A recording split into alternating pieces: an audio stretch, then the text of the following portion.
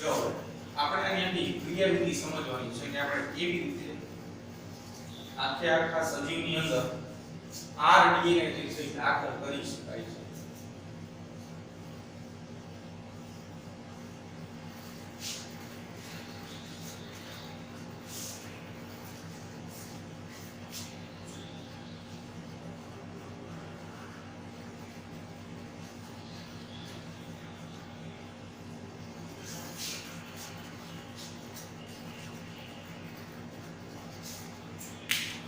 જો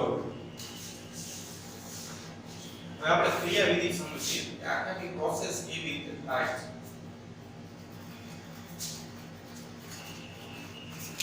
તો જનરલી આપણી પાસે ફોર એક્ઝામ્પલ કે આ રીતે ઇકોલાઈ બેક્ટેરિયા જે છે આવેલા છે આપણી પાસે છે ઇકોલાઈ સેલ બેક્ટેરિયાનો કોષ.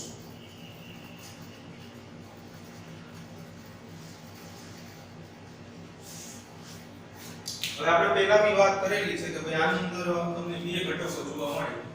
એક જે છે એ વલયાકાર ડીએનએ જેને આપણે પ્લાઝમિડ તરીકે ઓળખીએ છીએ અને બીજા નંબર ઉપર જે નોર્મલ ડીએનએ જે બધા સજીવોની અંદર હાજર છે એવું ડીએનએ જે છે એ જોવા મળે. આ જે છે એ છે વલયાકાર ડીએનએ અથવા તો જેને આપણે પ્લાઝમિડ તરીકે ઓળખીએ છીએ અને આ જે છે એ સામાન્ય ડીએનએ છે જે નોર્મલ જોવા મળે. આપણે જરૂરિયાત વલયાકાર ડીએનએ અને પ્લાઝમિડની છે તો આપણે એની સાથે પ્રક્રિયા કરાવશું. એટલે કે આ વલયાકાર ડીએનએ પ્લાઝમિડ જે છે એને ઉદાહરણ તરીકે આપણે બહાર કાઢી નાખીએ તો આવી પરિસ્થિતિ જોવા મળે.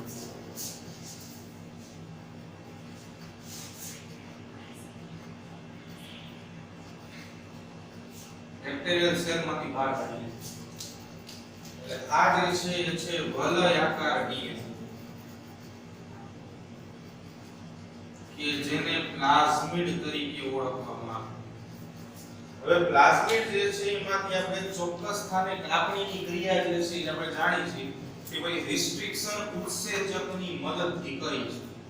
ઉદાહરણ તરીકે આટલો ભાગ કાપવો છે તો આ કાપવા માટે આપણે ઉત્સેચક વાપરીએ છીએ રિસ્ટ્રિક્શન ઉત્સેચક જે આણ્વીય કાતર તરીકે ઓળખાય છે. મોલિક્યુલર સિઝર્સ કહેવાય આપણે. જે ચોક્કસ સ્થાનેથી કાપણી કરશે એટલે આટલો ભાગ જે છે કાપી નાખ્યો છે. તો હવે આના સાથે શું થાય કે બીજું જે ડીએનએ જે છે એ આપણે દાખલ કરવાનું હોય. ઉદાહરણ તરીકે આપણી પાસે આ વિદેશી ડીએનએ. વિદેશી ડીએનએ એટલા માટે શબ્દ વાપર્યો છે કારણ કે પોતે આ પ્લાઝમિડનો ભાગ નથી. તો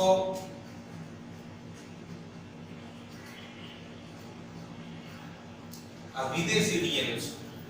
હવે આટલો ભાગ આપણે કાપ્યો છે સાથે સાથે વિદેશી ડીએનએ નો એટલો જ ભાગ આપણે અહીંયા કાપવો પડે અને અહીંયા આપણે રિસ્ટ્રિક્શન ઉત્સેચક જે છે એ વાપરીને જેટલો ભાગ અહીંયા આપણે જરૂરી છે એટલો ભાગ આપણે આ વિદેશી ડીએનએ માંથી પણ કાપી નાખશું.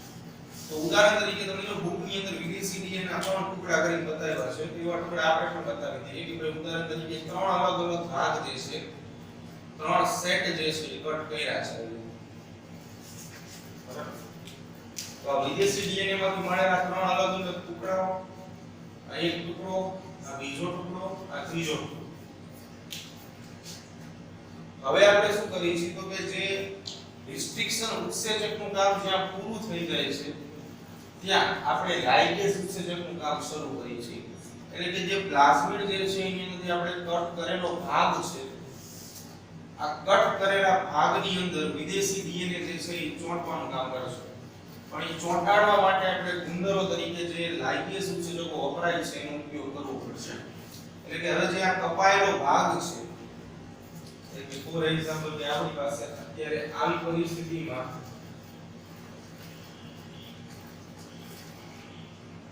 આ પ્લાઝમિડ હતું બરાબર છે શરૂઆતની કન્ડિશનમાં.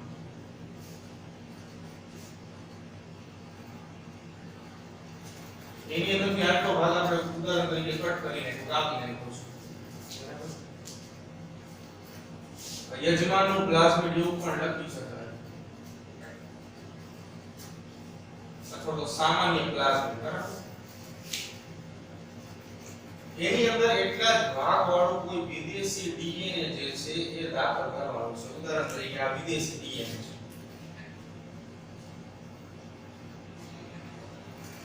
તો વિદેશી ડીએનએ ને અહીંયાથી અહીંયા લાવવા માટે અને લગાડવા માટે લાઇગેઝ ઉત્સેચકો વપરાશે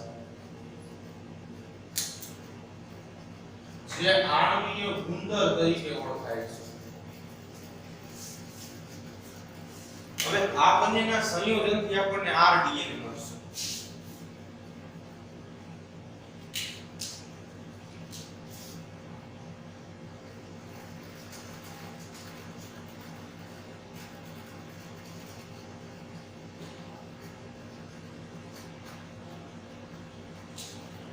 આટલો ભાગ કાપી નાખીએ ફોર એક્ઝામ્પલ આટલો ભાગ કટ થઈ ગયો છે એની અંદર આ વિદેશી ડીએનએ જે છે એ દાખલ કરી છે તો આજે આપણે સંયુક્ત રીતે જે ડીએનએ બન્યું છે જેને આપણે આરડીએનએ એટલે કે રીકોમ્બિનન્ટ ડીએનએ તરીકે ઓળખીએ છીએ અથવા પુનઃ સંયોજિત ડીએનએ તરીકે ઓળખીએ છીએ બરાબર હવે આ ડીએનએ જે છે એને કોઈ વાહક સજીવની અંદર દાખલ કરવું પડે ઉદાહરણ તરીકે આપણે વાહકમાં ઇકોલાઈ લીધેલા છે તો આ ઇકોલાઈ નો કોષ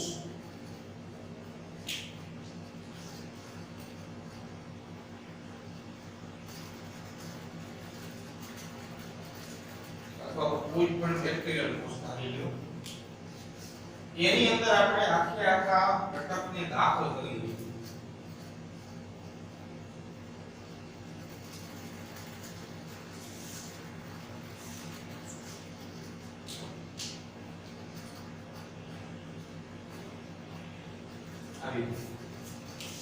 હવે શું થાય તો કે બેક્ટેરિયાની વાત કરીએ એટલે ભાજનની ક્રિયાથી સંખ્યામાં વધારો કરશે અલિંગી પ્રજનનની ક્રિયા એટલે એમાં એક માંથી શું થઈ જાય તો કે બે બની જાય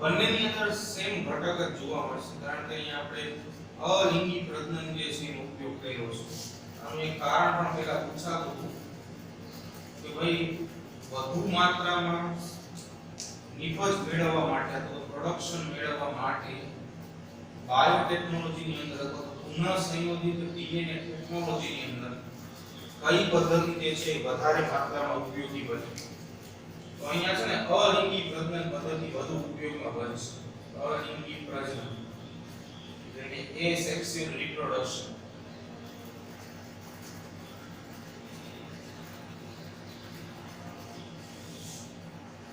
એનું કારણ એવું છે કે જે અલિંગી પ્રજનનની પદ્ધતિ છે એ અલિંગી પ્રજનનની પદ્ધતિની અંદર જે જનીનિક સંતતિઓ મળે છે એટલે કે પિતૃઓની આબેહૂબ નકલ પિતૃઓની આબેહૂબ નકલ મળે કે જેને આપણે ક્લોન્સ કહેતા હતા આ ક્લોન્સ જે છે એ જનીનિક પ્રતિકૃતિઓ ક્લોન્સ તરીકે ઓળખાય પિતૃઓ જેવા હોય એવી રીતે તમને સંતતિઓ મળે આ બધું જે છે ફરી વખત ઘણું બધું વિભાજનની ક્રિયા થાય એટલે કે ઘણી બધી વખત વિભાજનની ક્રિયાઓ થવાથી વધુ માત્રામાં ઉત્પાદન મળશે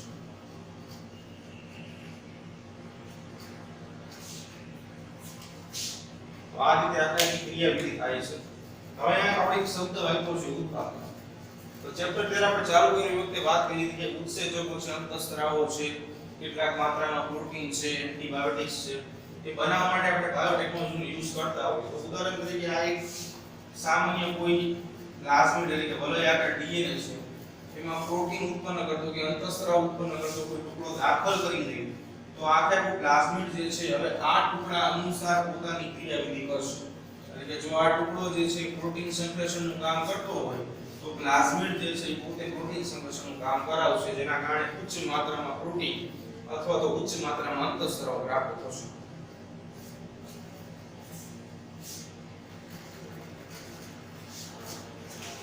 એટલે અહીંયા ઇકોલાઈ જે છે તેની અંદર આપણે દાખલ કરીને ક્લોનિંગ યજમાન કહેશું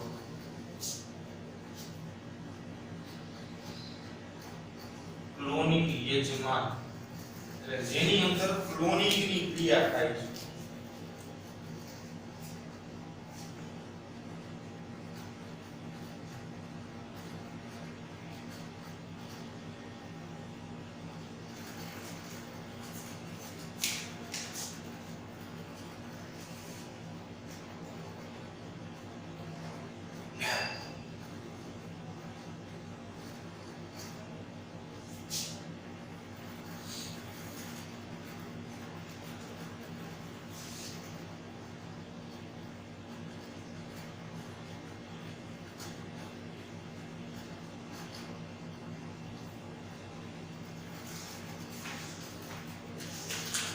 હવે જો આગળનો એ પણ ખૂબ અગત્યનો એવો ટોપિક છે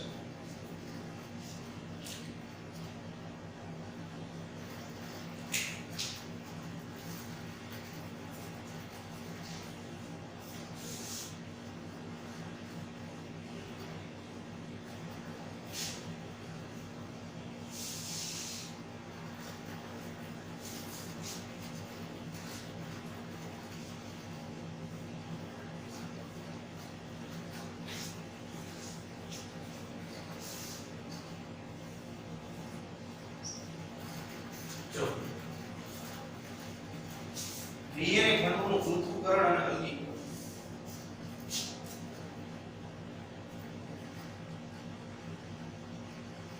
ડીએનએ ના ખંડોનું પૃથ્થકરણ અને અલગીકરણ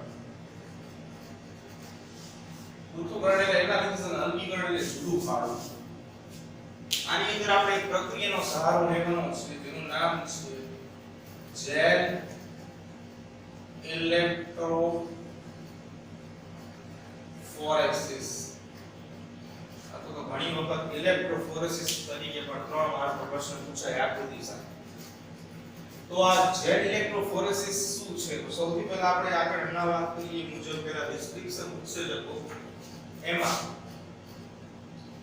રિસ્ટ્રિક્શન એન્ડોન્યુક્લિયસ ઉત્સેચકો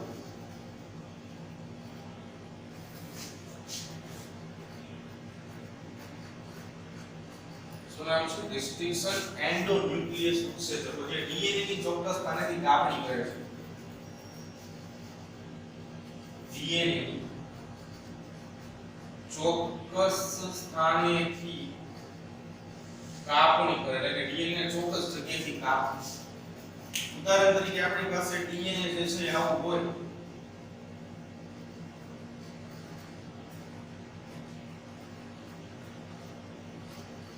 તો એના ટુકડા કરી ઉદાહરણ તરીકે એક ટુકડો અહીંયાથી ગયો બીજો ટુકડો અહીંયાથી ગયો ત્રીજો ટુકડો અહીંયાથી ગયો તો આપણને 1 2 આ 3 અને આ 4 આવા ટુકડાઓ મળશે આ ટુકડાઓ કરવાનું કામ કરે છે રિસ્ટ્રિક્શન એન્ડોન્યુક્લિયસ છે હવે ખરેખર આ ટુકડાઓ જે છે કેવા હોય તો ટુકડાઓ જે છે લિક્વિડ ફોર્મમાં હોય અથવા સેમી લિક્વિડ ફોર્મ અથવા તો કલિલ સ્વરૂપે હોય કોલોઈડલ ફોર્મમાં હોય જે ટેસ્ટ ટ્યુબની અંદર તમને જોવા મળે આવી ટેસ્ટ ટ્યુબમાં ત્યાં બધી પ્રક્રિયા કરવામાં આવતી હોય ઘણી બધી નાની વેસલ્સ હોય ટેસ્ટ ટ્યુબ જેવી નાની રચના તો આ જે છે એ આપણા ડીએનએ ના ટુકડાઓ છે હવે આ ટુકડાઓ જે છે એને એમની આ ડીએનએ ના ટુકડાઓ એને આપણે અલગીકૃત કરવાના છે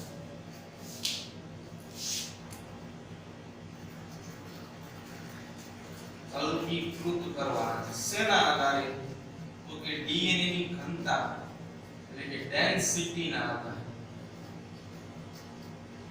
તો એના માટે જેલ ઇલેક્ટ્રોફોરેસિસ અથવા ખાલી ઇલેક્ટ્રોફોરેસિસ વપરાય છે. તો ઇલેક્ટ્રોફોરેસિસ ની અંદર સૌથી પહેલા સાધનની વાત કરીએ તો આ મુજબનું સાધન યાદ રાખો.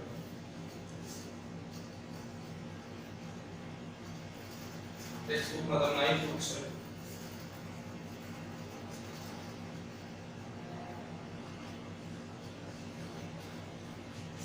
આવી રીતે અહીંયા ઉપરના ભાગે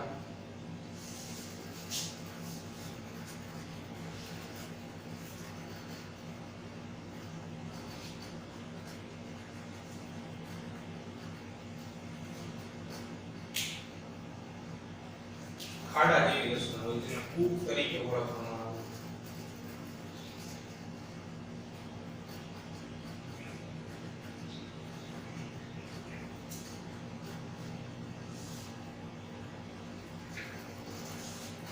આ જે રચના છે એને કૂપ કહેવાય. કૂપ ખાડા જેવી રચના. આ કૂપની અંદર સેમ્પલ દાખલ કરવાનો. સેમ્પલ એટલે આ સેમ્પલ કહેવાય આપણે. એ સેમ્પલ આપણે દાખલ કરશું. સેમ્પલ દાખલ કરવા માટે આપણે કૂપ આવેલો. આમાં અલગ અલગ દ્રાવણ જે છે આપણે એડ કરવાના. હવે ફોર એક્ઝામ્પલ કે અહીંયા હું A દ્રાવણ એડ કરું છું. અહીંયા હું B, અહીંયા હું C અને અહીંયા હું D દ્રાવણ એડ કરું છું. બરાબર? તો અલગ અલગ સેમ્પલ છે A, B, C અને D. બરાબર? તો સેમ્પલ એડ કરતા પહેલા સૌથી પહેલા આની ઉપર આપણે સંવર્ધન માધ્યમનો ઉમેરો કરવો પડે. તો સંવર્ધન માધ્યમ તરીકે અહીંયા એગેરોસ વપરાશે. ઉદાહરણ તરીકે આ સંવર્ધન માધ્યમ જે છે આપણે દર્શાવી દઈએ.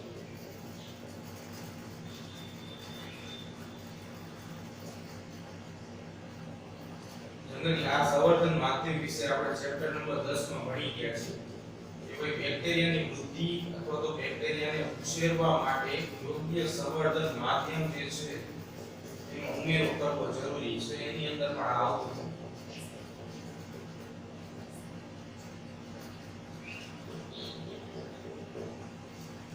તો અહીંયા જે સંવર્ધન માધ્યમ આપણે ઉમેરવાના છે અહીંયા લખી નાખી સંવર્ધન માધ્યમ વિશે. સંવર્ધન માધ્યમ જે એગેરોસ તરીકે ઓળખાય છે. એગેરોસ. આનું બીજું નામ છે અગર અગર જેલ. આ અગર અગર જેલ જે છે એ અંતઃચૂષણની સૌથી વધુ ક્ષમતા ધરાવે છે. સૌથી વધુ માત્રામાં પાણીનું અંતઃચૂષણ જે છે અગર અગર જેલ કરી શકે છે. જે દરિયાઈ નીંદણમાંથી મળે છે. એવું તમને શબ્દ વાપર્યો છે દરિયાઈ નીંદણ. બરાબર? અથવા તો દરિયાઈ લીલ. એનું નામ છે જેલિડિયમ. દરિયાઈ લીલનું નામ જેલિડિયમ માંથી મળે અગર અગર જેલ. જેનો મુખ્ય ઉપયોગ જે છે કે સંવર્ધન માધ્યમ તરીકે અને ફળોના રસને ઘાટાય અને ઘટ બનાવવા. સેમ્પલ બધામાં એડ કરી દઈએ પહેલા આપણે. તો આની અંદર આપણે સેમ્પલ નાખી દીધું છે. આની અંદરની સેમ્પલ નાખી દીધું છે. આની અંદર પણ સેમ્પલ નાખી દીધું છે. હવે અહીંયા ઘન વિદ્યુત ક્ષેત્ર જે છે એ આપવું પડે છે આપણે. ઉદાહરણ તરીકે અહીંયા આપણે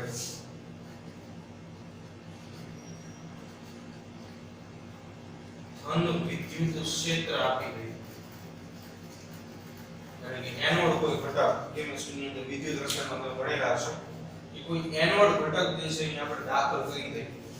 બરાબર? તો ધીમે ધીમે શું થાય છે તો કે જે આ સેમ્પલ આપણે ભેગા છે જે લિક્વિડ ફોર્મમાં છે જે આપણે સેમ્પલ મૂક્યા છે એ ધીમે ધીમે વિસ્તરવાનું શરૂ થાય છે. એટલે કે ઘન વિદ્યુત ભાર તરફ ખેંચાય છે.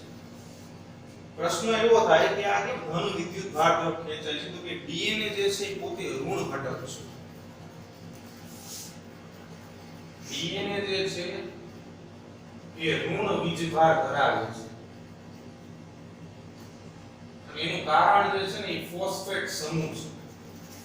ડીએનએ નો બંધારણીય ઘટક જેને આપણે ન્યુક્લિયોટાઇડ તરીકે ઓળખીએ છીએ આ બંધારણમાં ફોસ્ફેટ સમૂહ આવેલો છે. બંધારણ આવું છે P double bond O single bond O single bond O single bond O. PO4 -3 સમૂહ. આના કારણે DNA ઉપર ઋણ વીજભાર હોય અને તમે જાણો છો કે ભાઈ બે વિરુદ્ધ પ્રકારના વીજભાર હોય એ એકબીજા પ્રત્યે આકર્ષણ દર્શાવે. એટલે DNA ના ઘટકો જે છે આ દિશામાં ધીમે ધીમે વિસ્તરણ પામશે એટલે કે ફેલાશે. બરાબર છે. શરૂઆતમાં તમે ઘન વિદ્યુત ક્ષેત્ર આપો છો એટલે DNA ના ઘટકો જે છે નાના નાના ટુકડાઓ વિસ્તરણ પામે છે પણ તમને દેખાતા નથી. તો એને જોવા માટે એક વિશિષ્ટ અભિરંજક વપરાય છે તેનું નામ છે ઇથિડિયમ બ્રોમાઇડ. ઇથિડિયમ બ્રોમાઇડ. અને આની સાથે સાથે જ્યારે UV કિરણો જે છે એની ઉપર આપાત કરવામાં આવે છે સાથે ઇન્સ્ટ્રુમેન્ટ ઉપર તો આ બંનેની ક્રિયાવિધિના કારણે તમને ઘટકો જે છે એ ચળકતા નારંગી રંગના દેખાશે. કેવા દેખાશે એની આપણે વાત કરી રહી તો આવા ઘટકો જે છે એ દેખાશે.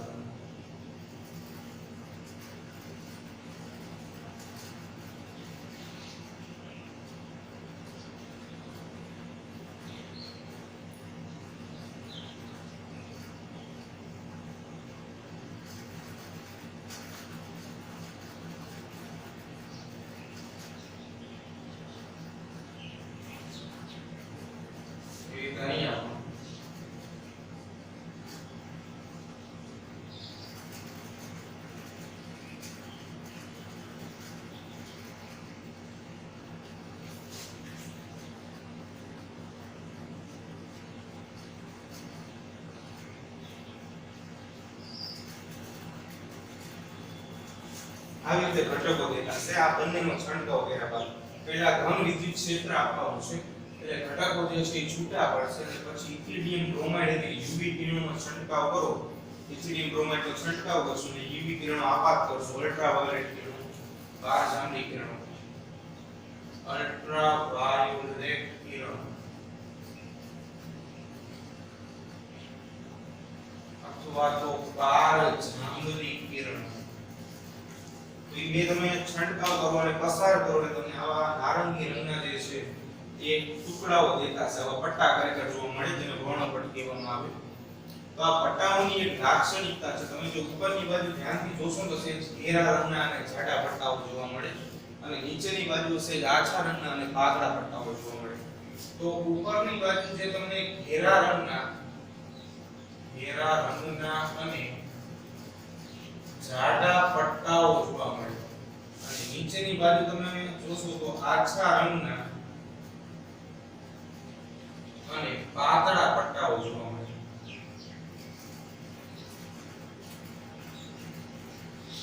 હવે આ જે ઘેરા રંગના અને જાડા પટ્ટાઓની વાત કરી તો એની જે ઘનતા રહી એ વધારે છે અને આની ઘનતા જે રહી ઓછી છે. DNA માં ઘનતા આપણે કઈ રીતે માપી પ્રશ્ન એવો થાય તો DNA પણ પોતે ન્યુક્લિયોટાઇડ નો પોલિમર છે અને ન્યુક્લિયોટાઇડ ની અંદર પેન્ટોઝ શર્કરા છે, નાઇટ્રોજન બેઝ છે, ફોસ્ફેટ સમૂહ છે. તો આ બધા કંઈક ને કંઈક આણ્વીય દળ જે છે ધરાવે છે. બરાબર. પ્લસમાં આપણે રિસ્ટ્રિક્શન ઉત્સેચકની મદદથી એમાં એન્ડોન્યુક્લિયસ ઉત્સેચકની મદદથી કાપણી કરી છે. એટલે કદાચ એવું પણ બને કે અમુક DNA ની કાપણી વખતે એમાં 6 નાઇટ્રોજન બેઝ પેર હોય, અમુકમાં 10 હોય, અમુકમાં 15 હોય, અમુકમાં 5 હોય. તો એના કારણે શું થાય કે એની ઘનતામાં ફેરફાર જોવા મળશે. એટલે કે આપણે એમ કહી શકાય કે જે વધુ ઘનતાવાળા DNA ના ટુકડાઓ છે એ ઉપરની બાજુ અને ઓછી ઘનતાવાળા જે DNA ના ટુકડાઓ છે એ તમને તળી અથવા તો નીચેની બાજુ જોવા મળશે. એ પોઈન્ટ આપણે લખી નાખીએ. વધુ ઘનતાવાળા ભાગો અને ઓછી ઘનતાવાળા ભાગો.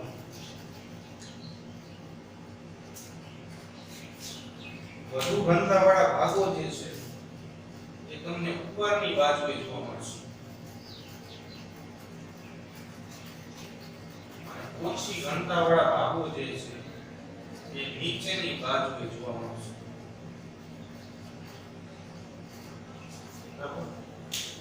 આવી રીતે ઘટકો જે છે એનું અલગીકરણ અને પૃથ્થકરણ જે છે કરી શકાય છે.